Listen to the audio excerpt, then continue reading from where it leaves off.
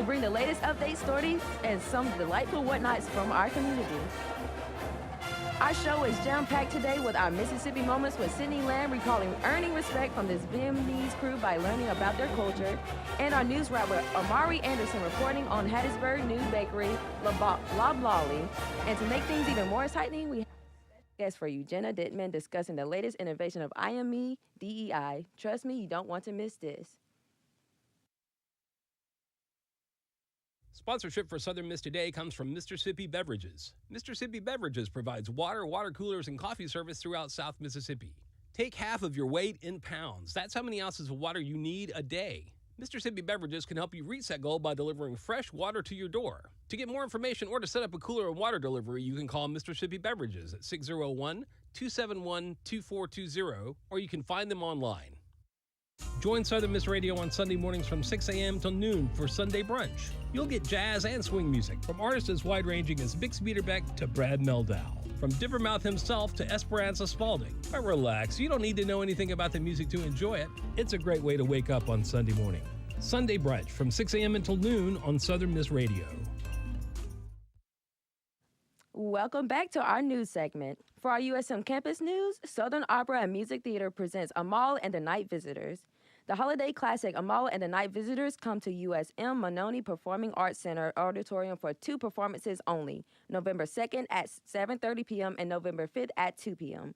Presented by the USM Symphony Orchestra as part of their 104th season, the production features members of the Southern Opera and Musical Theater Company, directed by Dr. Jonathan Yarrington, and music directed by Dr. Colin McKenzie. Tickets are available at usm.edu/symphony. For Hattiesburg news, Hattiesburg Halloween Parade rolls around for another year. Spooky activities continue in Hattiesburg on Saturday with the annual Hattiesburg Halloween Parade. Presented by the Hattiesburg Avenues, the parade featured dozens of Halloween-themed floats, lots of candy, and multiple groups from the Hattiesburg area. Thousands of people lined Hardy Street as the parade made its way through.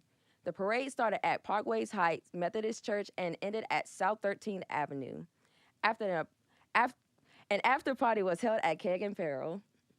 For Mississippi news, mayor admits communication failure after police ran over a man and didn't notify his family.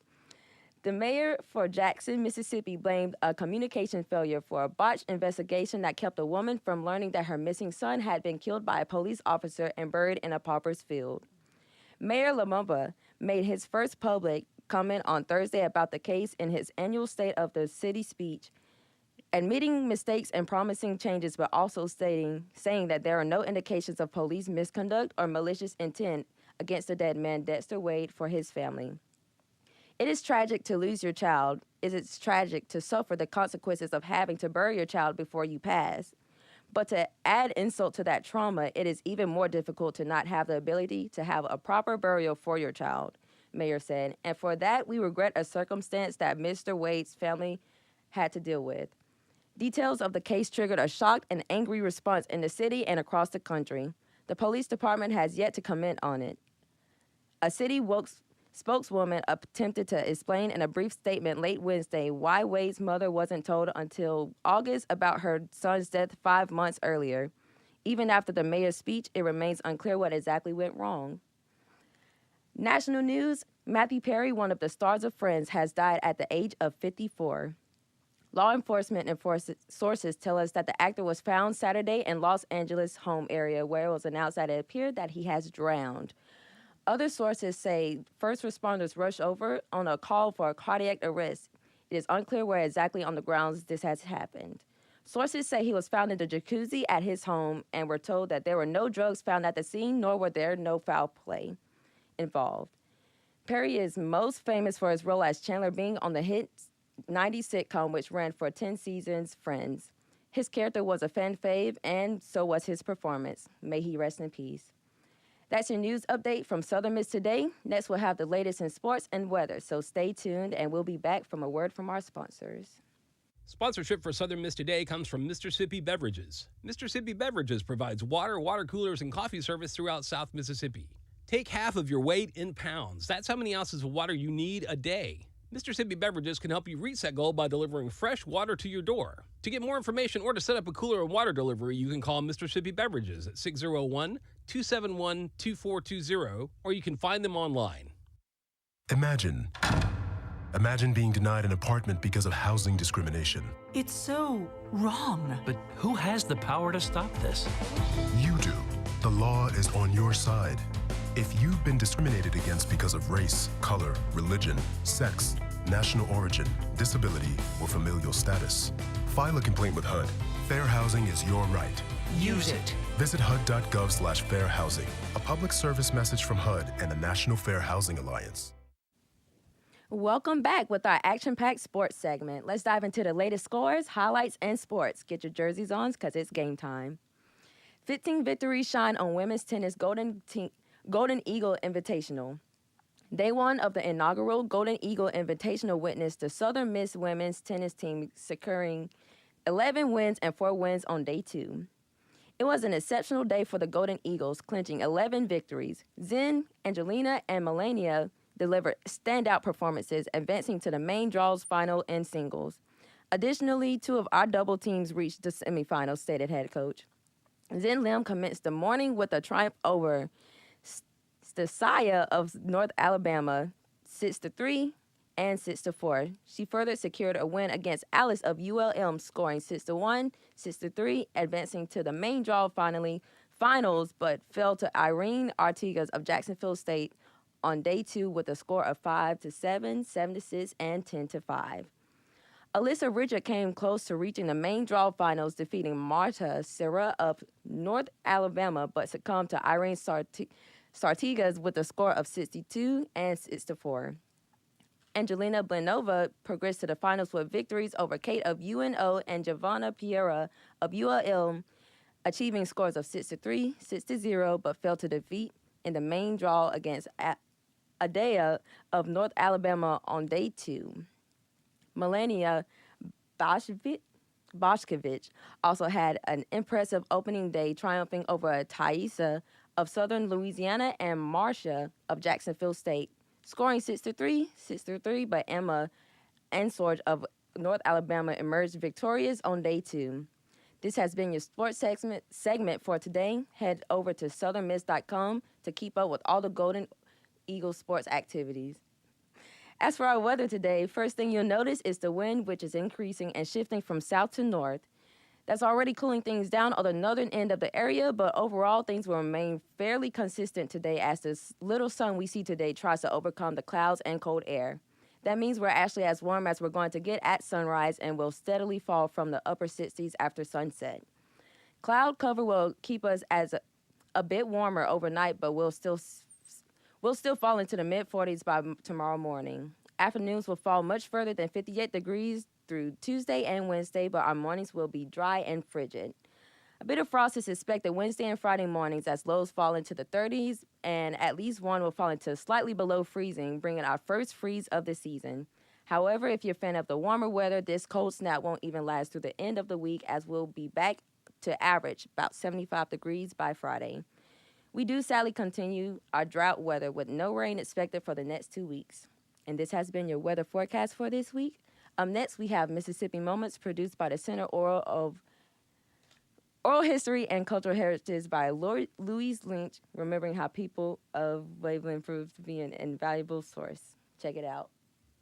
This is Mississippi Moments, produced by the Center for Oral History and Cultural Heritage at the University of Southern Mississippi and supported by the Mississippi Humanities Council. I'm Bill Ellison. Sidney Land served as a river patrol boat officer in Vietnam during the war. He recalls earning the respect of his South Vietnamese crew by learning about their culture. I got along good with the Vietnamese, and I like to think they got along good with me.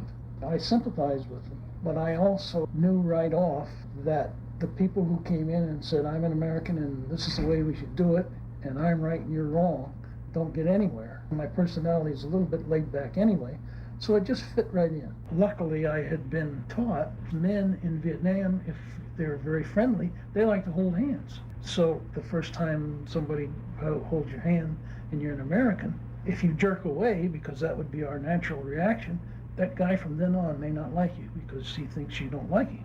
But if you know it's coming, it's not bad. And they also like to touch when they're talking. They put your hand on your knee. They don't mean anything about it, except that's just a way of making contact and talking. The cultural differences quite a bit, and if you learn them, sure does help out. To hear more, visit MississippiMoments.org or just like us on Facebook. Mississippi Moments is supported by the Mississippi Humanities Council. The humanities are for everyone. That was your new news wrap. Up next, we have an interview with Miss Jenna Dittman from IME discussing DEI. You do not want to miss this. But now here's some more words from our sponsors. Sponsorship for Southern Miss Today comes from Mississippi Beverages. Mississippi Beverages provides water, water coolers, and coffee service throughout South Mississippi.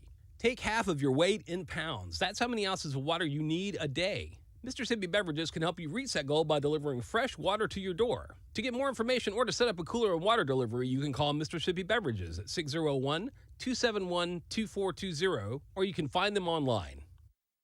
Sponsorship comes from American Graphics. Located at 8 Commercial Warehouse Drive in Hattiesburg, American Graphics provides custom screen printing and embroidery.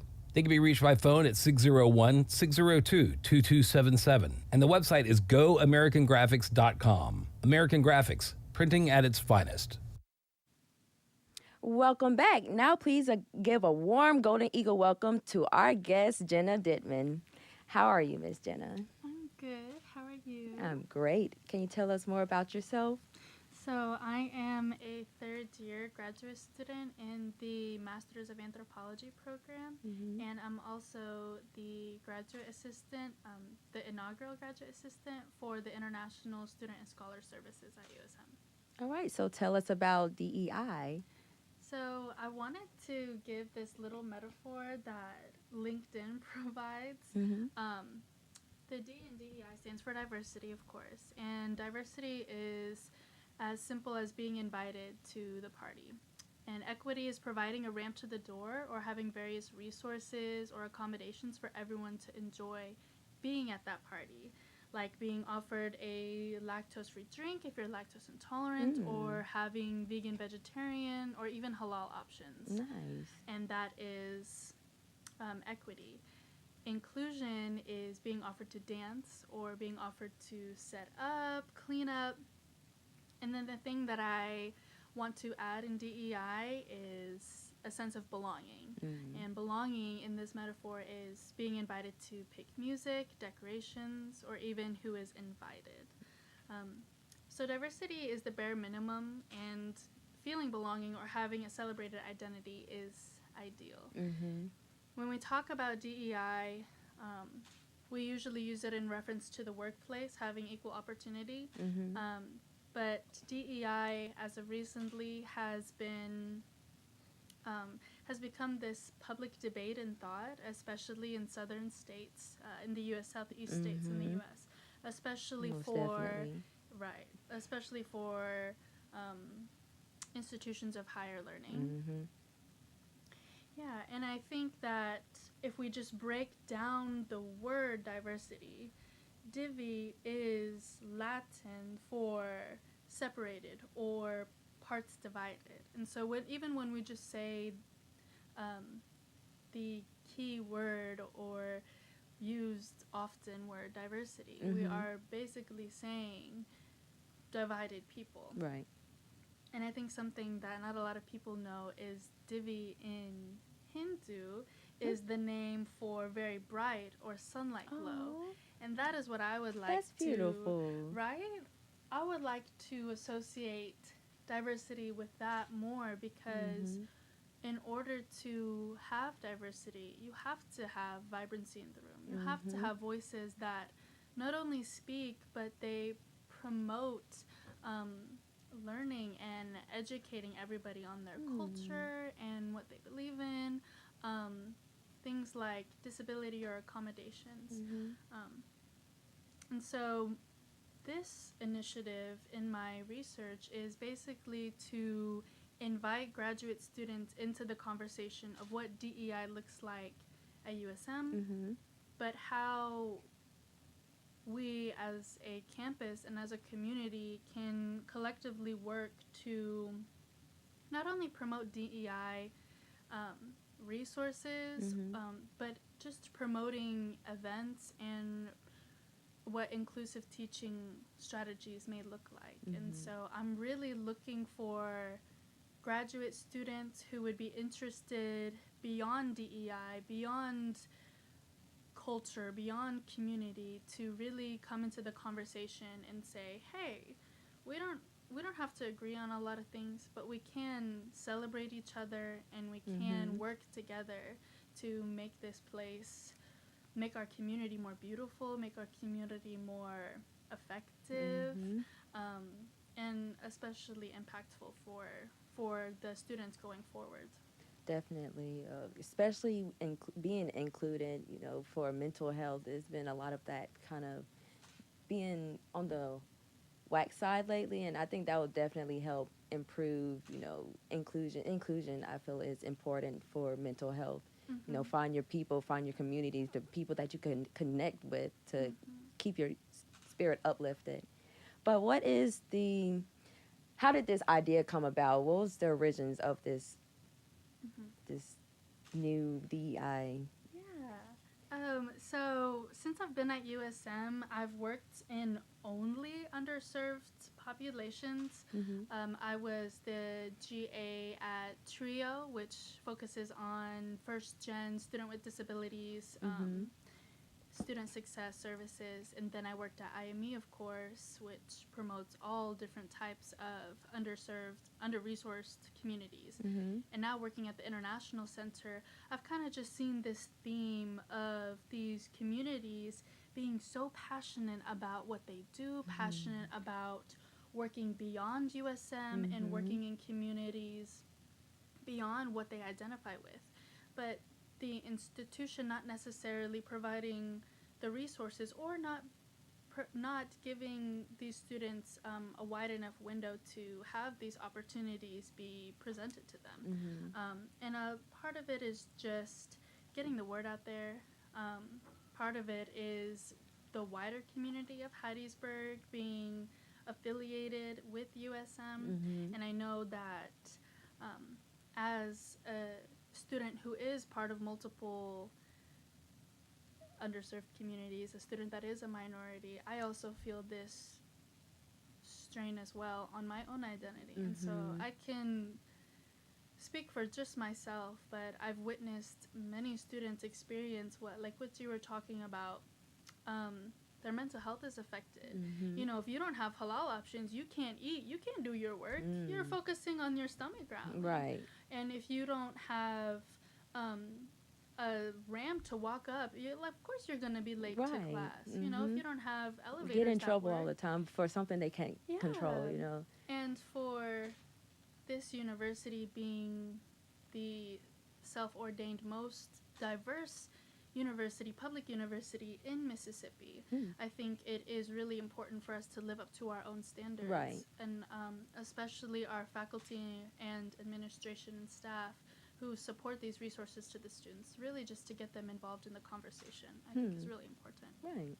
So what is the long-term effect or the goal for this? Like outside of USM, what's the goal for all of this to come about? So in pedagogy, especially because my background is in anthropology, the goal is to focus on education disparities for minoritized or marginalized populations, specifically in the Southeast United States, because we are in such a,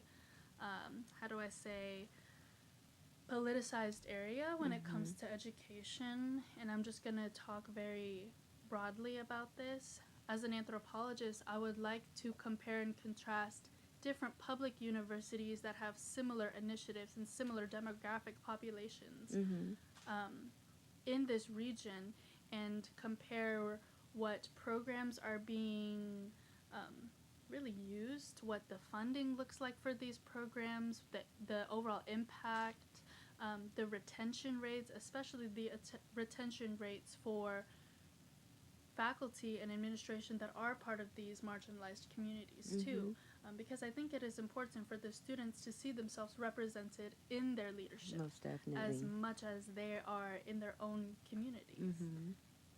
So, can you tell us about the events that this is linked to? So I don't work with a lot of these housing departments directly, but I would love to shed some visibility to the events coming up directly, like Thursday, November 2nd at 6 o'clock in the Liberal Arts Building, room 203. There's a Giving Light discussion that focuses on Indigenous midwives and maternal health. So definitely go out and check that out. Yes, I'm excited for Need that. to talk about that one. Yeah. And Saturday, November 4th from 1 to 5 in the Medicine Wheel Garden behind the Liberal Arts Building. The Center for American Indian Research and Studies will be hosting a Native Plant Medicines discussion to kick off Native American Heritage Month. Nice. That is beautiful. What? I need to come out and see these. Yes. Definitely check it out. The garden is beautiful. And then next week we have a variety of events for International Education Week, and that's November 6th through the 10th. And we're especially trying to get the word out about Tuesday on November 7th from 11 to 1. We have a huge international fair in the Union. And Come out, y'all. yeah. It's around lunchtime. And then there's going to be an international cuisine presented at the Fresh all day. Beautiful. Nice. Look, I'm glad I'm hearing about this because what was I about to say? My brain went blank. But oh my gosh. Can you just tell me more about it as I'm thinking? Anything that you would like to, note on or discuss more about, kind of like make known? So, if there's any graduate students listening, if you would love to help me out and participate in my research, you can contact me at jenna.dittman@usm.edu or visit my linktree/celebrate.diversityusm for a $10 incentive just for a short hour interview. And I would just say that look to other communities. Don't just stay in your own. Find friends from all around in all different places, because in order to really celebrate yourself, you have to celebrate others. And in order to respect and love yourself, you have to love and respect others too.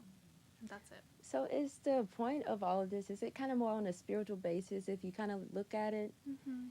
Definitely more spiritual from my personal point of view, especially because I'm Indigenous descendants and first-gen American. I definitely resonate with just building love overall, most and definitely. just like living on this planet for the bare minimum of just to be beautiful and to represent love. And like that's the bare minimum that we can do, is just to be at peace with ourselves. And it's good to, make known of that in the world that we're living in right now. Like, we need to know that we still have our options to go to people full of love without any repercussions whatsoever, and just be yourself, just anyways.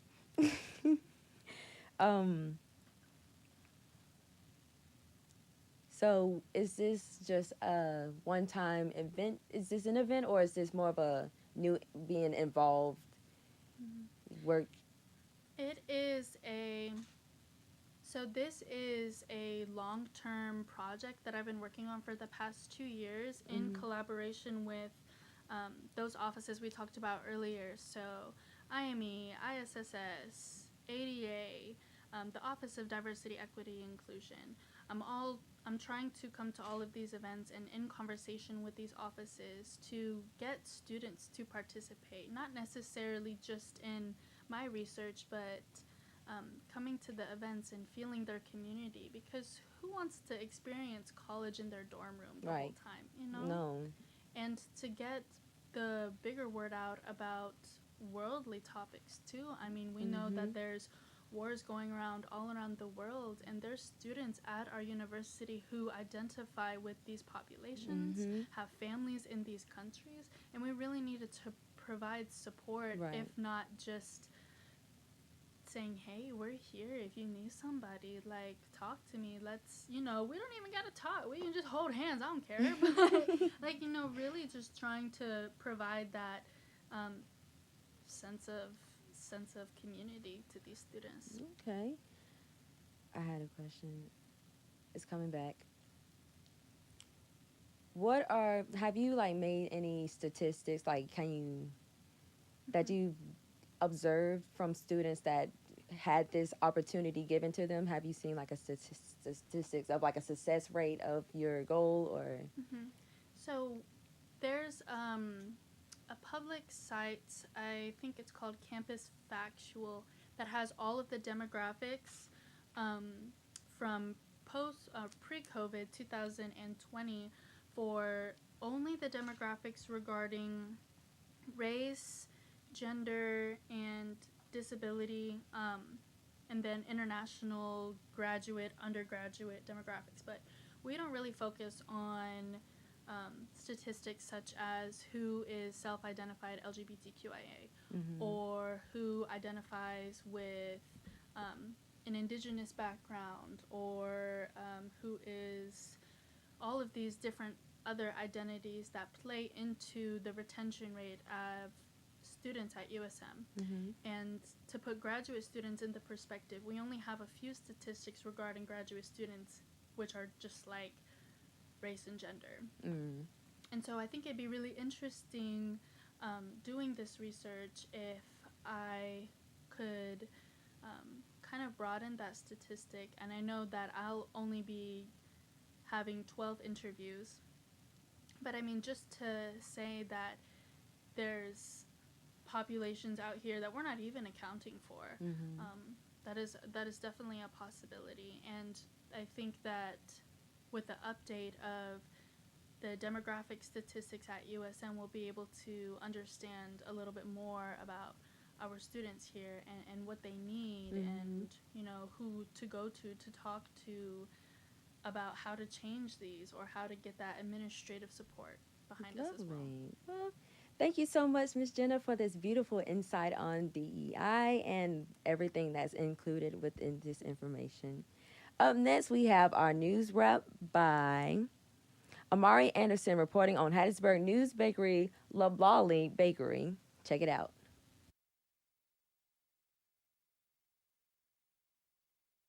I'm Amari Anderson with Golden Eagle TV, and I am here at Loblolly Bakery, a new bakery here in Hattiesburg, Mississippi, where I will get the inside scoop and all the new buzz for you.